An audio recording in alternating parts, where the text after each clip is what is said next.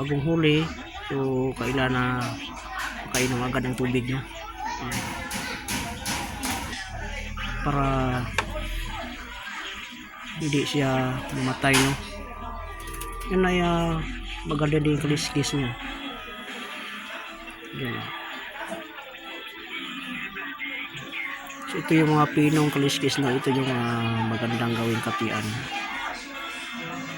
So ito yung ang natira na